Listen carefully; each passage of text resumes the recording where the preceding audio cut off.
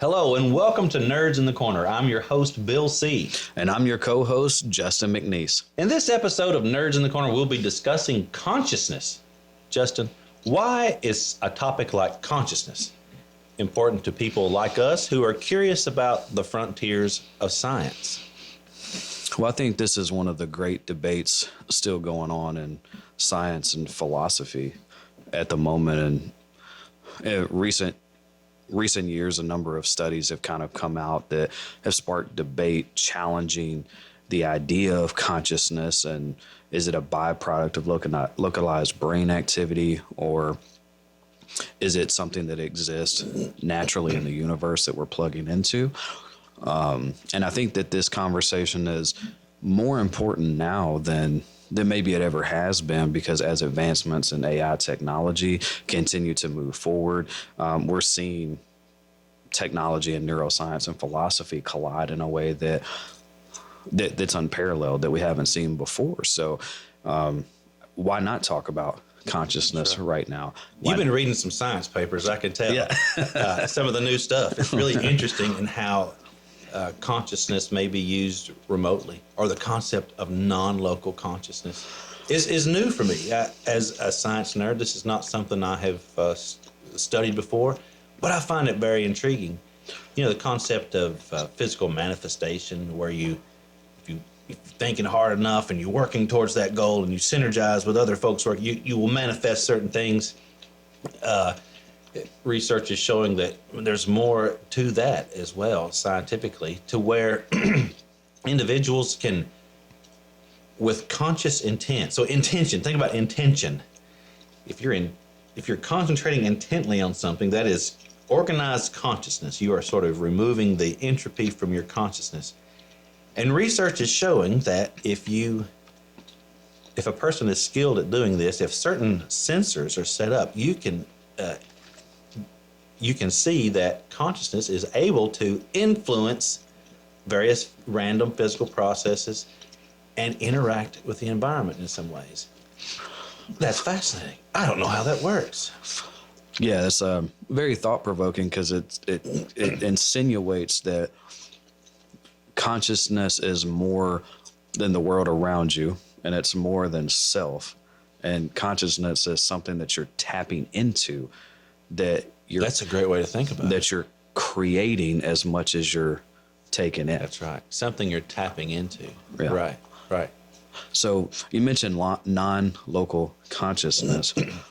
What is non-local consciousness, and how does that differ from the idea that we have of consciousness today? Well, I'm not completely sure. Again, I think it's sort of how you define consciousness.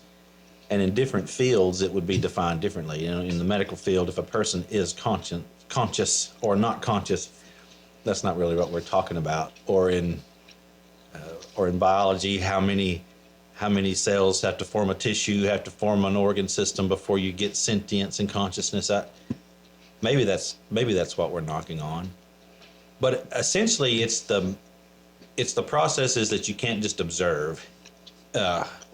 Like in our brain, the consciousness that we carry. You can cut all your arms and legs off, and you still have that consciousness. You can preserve someone's brain, and it talks for a few minutes. It still has that consciousness. So it must be in this area. But when you look at the parts, it's not there. You have to look at it in very unique ways. For instance, there's a thing called functional MRI. And you can look at someone's brain while they're thinking about various things or doing various things, or if they have various skills. Sometimes you can use that to see metabolic activity in various neurons of the brain. So you can sort of see where it's happening, but it's still just using calories or not, which is all that you can see. But somewhere in there is this organization of energy, organization of our thoughts, and that become less infantile as we get older. Groups like the Monroe Institute, people like Thomas Campbell, who have spoken publicly recently as their research is becoming more popular again, are thinking about consciousness as something that's a different type of energy, or or think of it as energy in that way, but you're adding or removing entropy from it so that consciousness evolves in such a way that it continues to improve profitability or make better choices.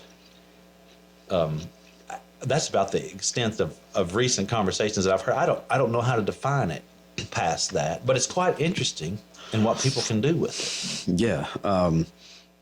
You know, non-local consciousness, the way that I've kind of read into it, seems like it's more related to like a universal thought of consciousness where consciousness can be connected outside of the outside of brain activity, right? Where it's something that is already there and we are experiencing it along with Right. with other things, and A portion of it. a portion of it. Yeah. And so then as I was looking into and trying to understand the topic a little bit deeper, you start reading on near-death experiences, even so much so as anesthesiology. It's basically taking a person, a conscious person, and making them an object, and then hoping they turn back into a person when the procedure is over. There's some ethics questions involved there. So it's even that, right? That to me seems like a form of non-local consciousness to a certain extent. And then I mentioned AI in the opening. As we are trekking down a path of advanced artificial intelligence, or the progression of AI in general, are we going to be able to simulate consciousness in AI? And can something that is non-biologically created be sentient? Yes. And have consciousness?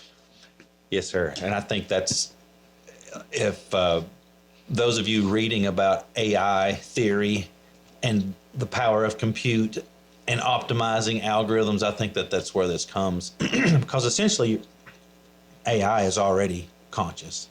It's aware of various things. It has sensory input. It improves its algorithms autonomously. Essentially, it's a digital consciousness. And ours is an analog consciousness. Still works binary, as best we can tell. But I think there are certain advantages that a digital consciousness would have. It could evolve certain things quicker. Ours is so unique because we can carry our power source around with us, and we're more mobile. And we have good intuition in general when experiencing new things, but our data recall is very poor. But absolutely, I think that's the question. It seems like AI is already conscious, depending on how you define it. You can't have to be sure not to anthropomorphize it. Sure. You can't. If you're talking about human consciousness, well, it would never be that. But a digital consciousness, it is. As are we, just in an analog shell. Sure. And I think that kind of goes back to the discussion of what is consciousness. Are there multiple levels of consciousness? For example, analog versus digital. Are they connected? Are they not connected? Does it really matter? How can they interface? How can they interface? How do you interface with that? I think that's can you truly call it consciousness in that format, right? Because consciousness, we're talking about consciousness being more than brain activity, which I can agree with. Yeah. But something that is not connect. I guess that's kind of what we're tapping into, right? You're splitting into to the question, what makes us uniquely human? So somewhat, yeah. To say, so what defines human consciousness? So the more we learn about it, we have to apply more and more rules to it. So you're restricting things that are. But I think for this exercise, we need to think about not just human consciousness, but all manners of things that process algorithms to optimize profitability semi-autonomously. I mean, we consider ourselves autonomous, but we're highly dependent upon that plasma ball that we rotate around in certain rhythms and resources being continually available. Well, it's intriguing to me to think about it, because as I was doing the research for the episode and kind of, it's not something you can figure out overnight. It's not a topic that you can, I mean, people spend their entire career and lifetime trying to even scratch the surface of this topic. So we're just doing the best we can for the episode to educate.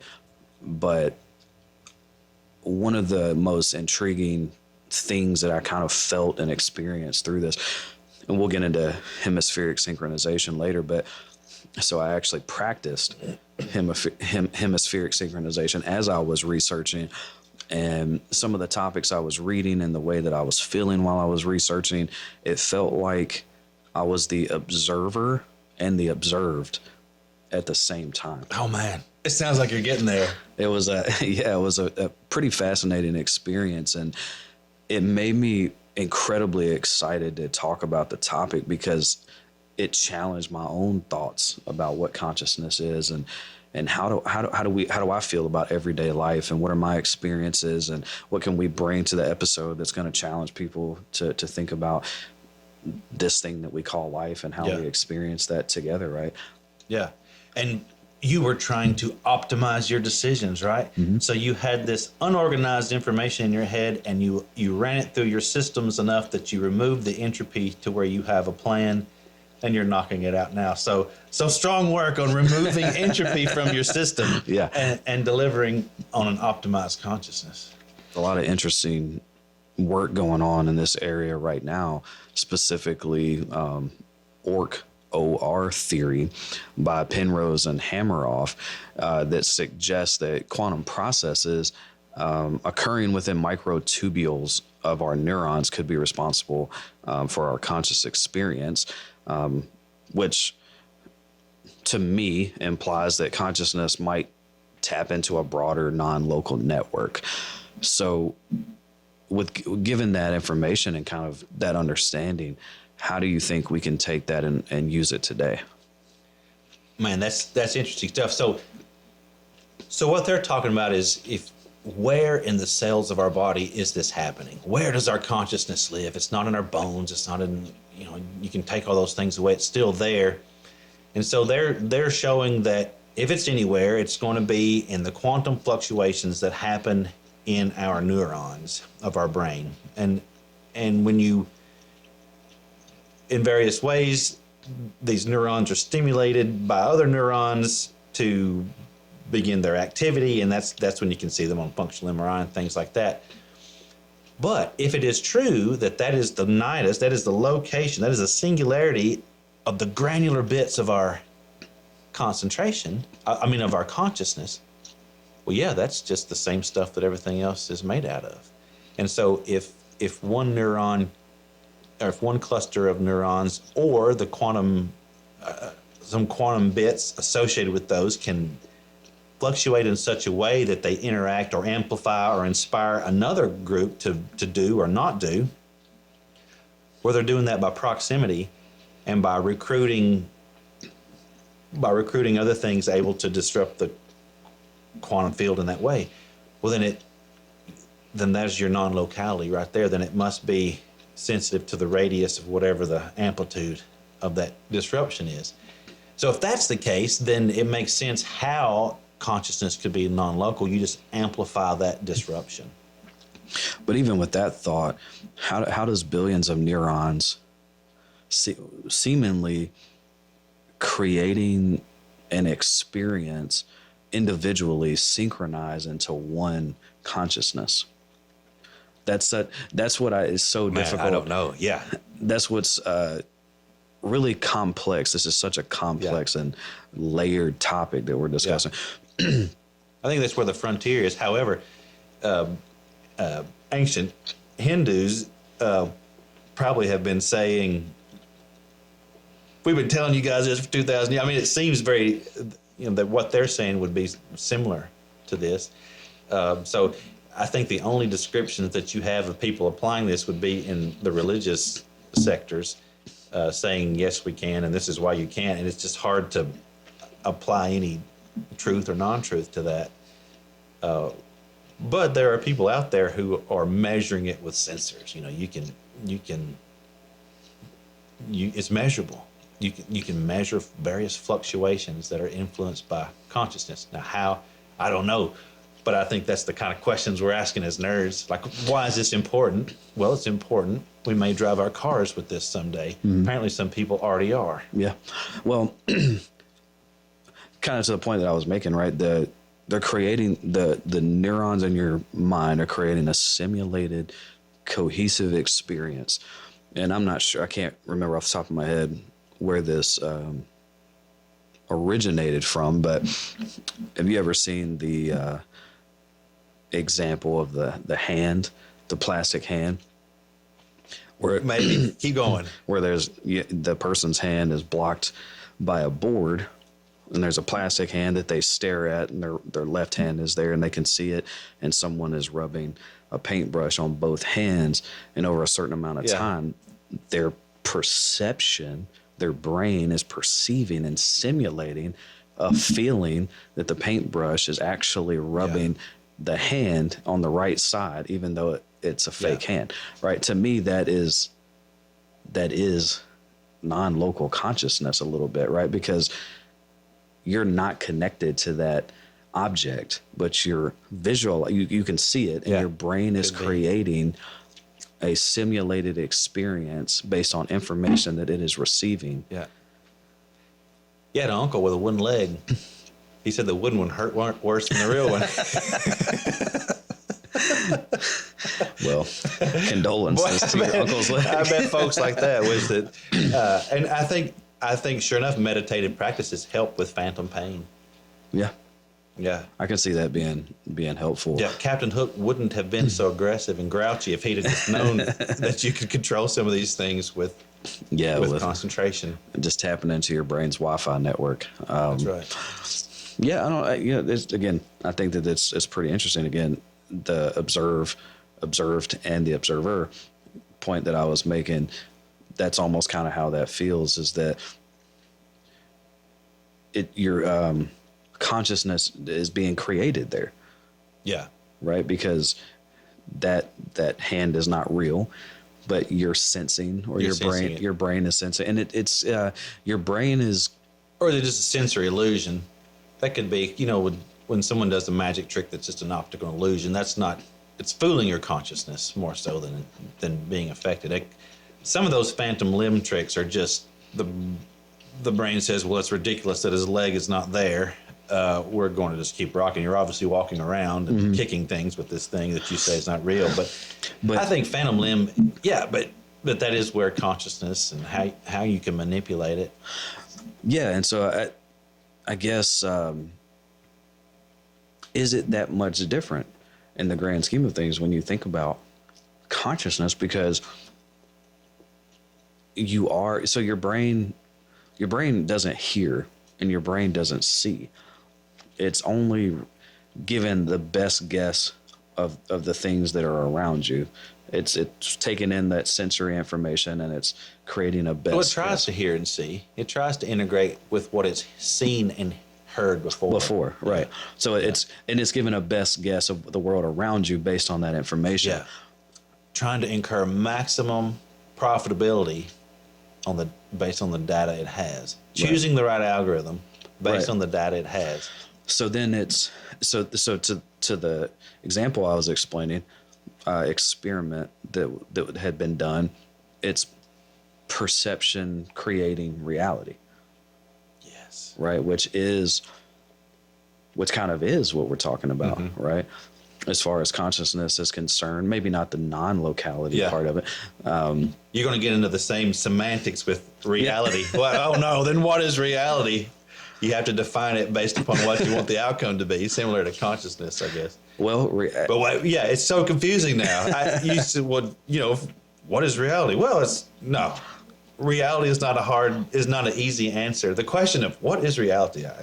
It's a controlled I don't know. hallucination Yeah. that we all agree on.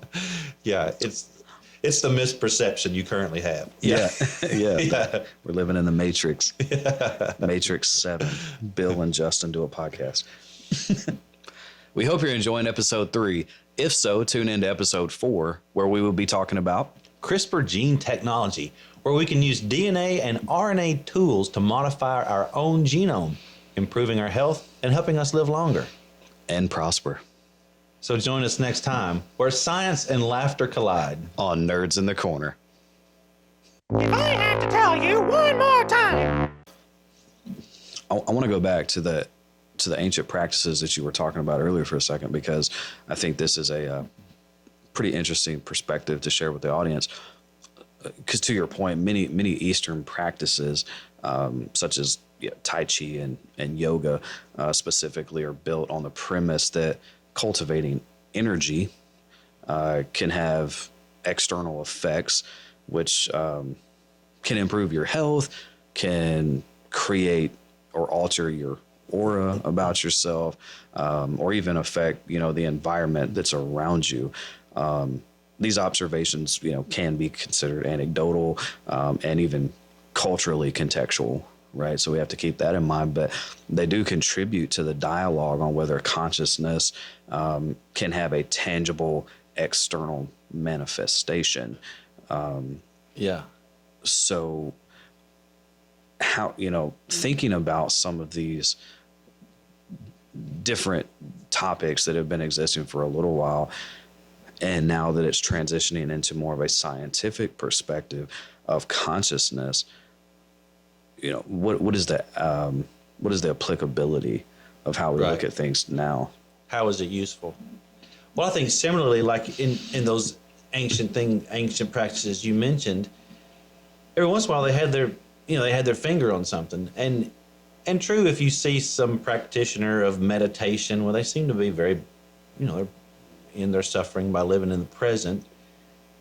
I think that's a component of it. It's hard to access it in that way if you're not fully steeped in that religion. If you're not raised in some religion that practices deep meditations, it may seem a little foreign to you. But it can also be accessed scientifically. Essentially, that's what cognitive behavioral therapy is.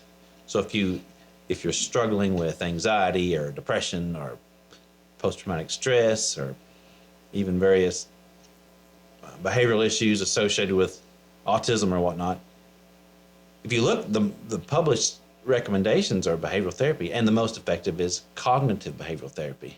And I think that sounds like big words, but it's just thought exercises. You're trying to put a little bit of space in between the thought and your action. That's where you start. And essentially, you're using the neuroplasticity of the frontal lobe. So you've got all these lobes of the brain, right? You've got the brain stem that's associated with our base functions, keeps our heart ticking and all that stuff.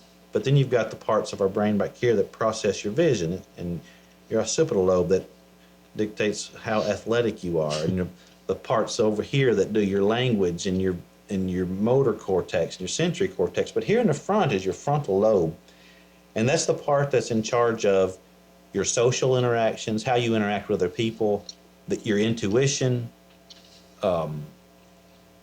decision making, all those things. And it is, interestingly, it's the most neuroplastic, meaning that the way you think or the way that you use it dictates how connections are made, those axonal dendritic connections of our neurons, how they're made, and how they organize the signals that they send based on certain thought patterns. So if you want to habituate a certain behavior or change a certain behavior pattern, you apply intention to, when you get there, apply a little space, interrupt that thought from going to an action, redirect it, and then that redirection becomes quicker and quicker, and then the next thing you know, you have forgotten that old pathway and you've optimized a new, more profitable pathway. And there's various different methods and practice styles for cognitive behavioral therapy, but that's one way of using it from internally from stimulating certain thoughts internally. But there's also ways to do it externally. For instance, our friends at Sleep Science Lab, who are sponsoring today's video, have tools. They have a curated playlist that some might be for productivity, some might be for sleep, some might be to help your kids calm down, some might be to get the party started. But essentially, they are frequencies of sound proven or shown to affect certain emotions or abilities to concentrate or certain brain activities. Sleep is the classic example because it's probably the most easy to accomplish. This thing you mentioned, Hemi-Sync, earlier, where you have one sound in one ear, one sound in another, you put some sort of differential between those, and your brain deals with that in some way. Maybe it averages, maybe it tries to process two. Mm-hmm.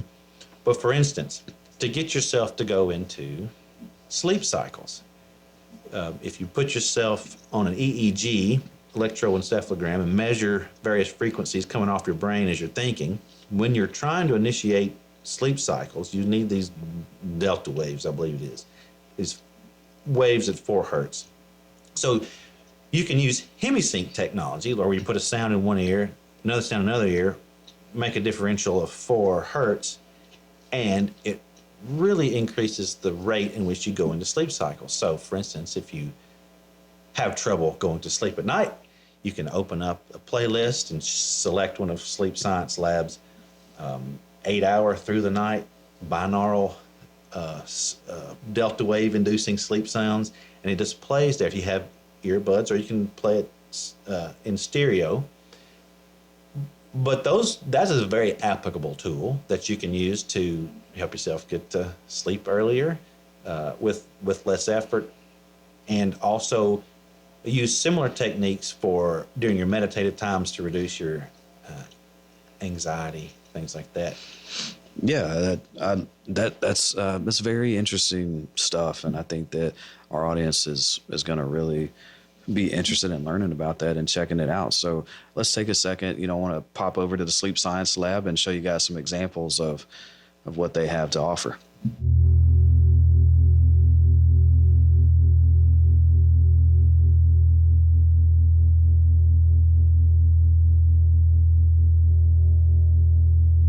This episode is brought to you by Sleep Science Lab, a meticulously crafted channel designed to transport you into a realm of profound relaxation and peaceful sleep. Their collection features a series of binaural sleep tones, each tailored to guide your mind and body into a state of deep restfulness and rejuvenation. Backed by science, their tones are crafted based on the latest research in sound therapy and sleep science, ensuring not just an immersive audio experience, but one that's grounded in proven techniques for enhancing sleep quality. For optimal experience, listen using headphones or in a stereo in a quiet sleep environment. Be sure to subscribe to their channel for more updates and explore their range of relaxation and wellness-oriented audio experiences. So, Bill, let's get into this hemispheric synchronization a little bit more in depth, if you don't mind showing us a video real quick and then talking us through that. Excellent. So let's take this video here from Sleep Science Lab, and we'll have this in the background. So notice if you're listening on earpods or in a situation where you've got stereo, you notice that the sound on your left is slightly different from the sound on your right. Now, there will be some stereo swirling and movement in there, but you'll notice there'll be a difference between those two stereo sounds. And research shows that if the right sound is created, if the right differential between sound is created, it will stimulate various processes. Some frequencies will be for productivity, increased concentration, some for calming and inducing sleep. But we'll show another example. Just something that would play in the background while you're sleeping. I don't think you should do this while you're driving. In fact, I believe it says on their website not to do so. But while you're sleeping and during your meditation, there is evidence-based medicine, evidence-based research that shows that this is highly effective. So when I was preparing for the episode and I did the hemispheric synchronization, it also had pink noise, which is not a topic of this episode, but and that's what I used as I was researching and reading different Yes. articles, and it really was helping me kind of zone in Yeah. on what I was studying. I believe even on those videos that we just saw that there is a background of pink noise and or white noise swirling to give a soothing effect. There is some combination of things in addition to the tones. And I think there's some interesting research about finding the tones to use. There's a thing called the solfeggio scale. This is a new discovery for me. Now, I like to play musical instruments. And whenever you're getting ready to play with a band or play together, you got to make sure everything's in tune. Well, for 100 years, the standard has been that middle A is 440 hertz, right?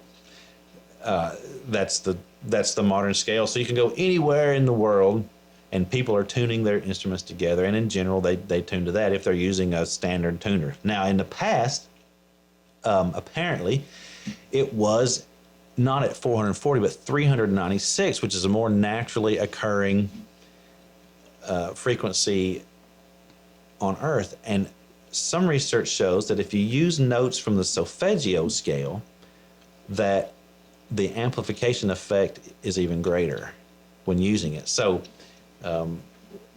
groups like the Sleep Science Lab, I think, are going to be tapping into using more specific notes that groups like the Monroe Institute are suggesting that you can use this whenever you're trying to remove entropy from your consciousness, and apparently works quite well.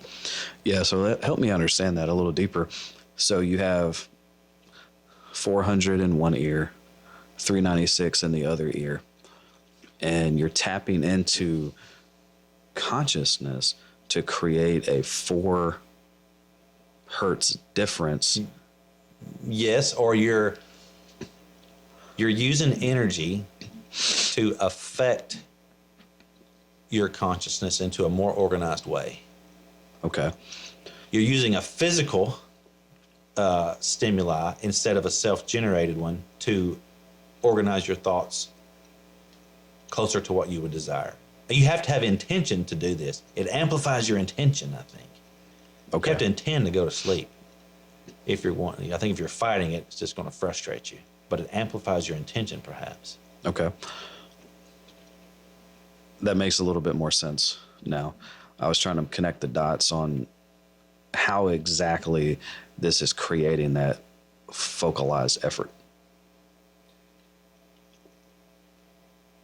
I think it does somehow amplify the brain's ability to make delta waves that make you sleepy, but you're also manifesting the environment. If you're getting yourself tucked in, you got your good PJs on, you got your lights just right, you got the sound just right, you got everything situated, you got yourself destimulated, you're starting your meditations, now you start your Hemi-Sync tones. I mean, you're already getting your mind right for getting sleepy. Those things are going to help. So I think it just making yourself, well, this is a tool I'm going to use. I've got to prepare myself in this way to optimize this tool. I think that is that's as much as manipulating your consciousness as anything. Yeah, you're manifesting Increasing your intention. Yep, increasing your intention, manifesting your reality, which is creating that conscious perception around it. Which has a result on the body, or a somatic result, a physical result. Yeah. How is that similar or dissimilar to like a float tank? Or Joe Rogan speaks about this a lot. Trying to remove external stimuli. Trying to move external stimuli. I think it's very important. I think especially if you're trying to learn it, that the part of the problem is when you're trying to, everyone will say, well, yeah, I want to organize my consciousness. Well, it's really hard to do because you've got so many distractions. And so if you're using external tools to remove distractions, excluding all stimuli, exclusion of things that would distract you, it must help. Would help you get there, I guess. there's probably some folks in the psychedelics community that would say, oh, there's some other ways to help with that, but I think that would be a whole nother episode. Yeah, probably. Well, I think, so one of the points we want to make here is that we're talking about non-local consciousness in particular, the Hemi-Sync, it aims to facilitate an altered state of awareness, right? And so it's central to experiences of non-local or expanded consciousness is creating that altered state of awareness. I think that's it. The brain tries to alter its state of consciousness all the time. It tries to be wakeful, tries to be productive, tries to be empathetic, tries to serve the ego, or the ego tries to serve itself, trying to alter things. So yes, I think that's what you're trying to do, is alter it in some way for your betterment. Yeah, my brain talked me into taking mixed martial arts when I was younger. And was that a good choice? A couple of times I had an altered state of consciousness. Did you? Was that maximum profitability? Probably for the other guy. Probably for the other guy. It's that didn't work in my favor so much. But now you know better. And so yes. Whenever the tournament rolls back around, we might think about being a judge this time. Yeah. Maybe I'm just I'm the ring girl. Right. You have removed the entropy from your consciousness. Yeah. So now you know, I should take this role instead of the previous. Right. It's been a great discussion. I think we got a lot out of this topic, and I hope the audience really enjoys listening and learning about consciousness and exploring the avenues of what consciousness might be or might not be with us.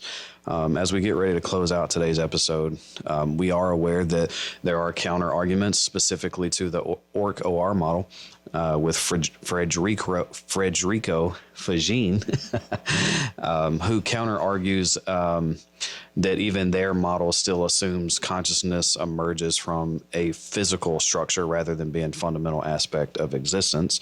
So that's pretty interesting. I'd like to get into that maybe in a future episode. Maybe the concept of tapping into. Yeah, maybe we can expand on that. Yeah.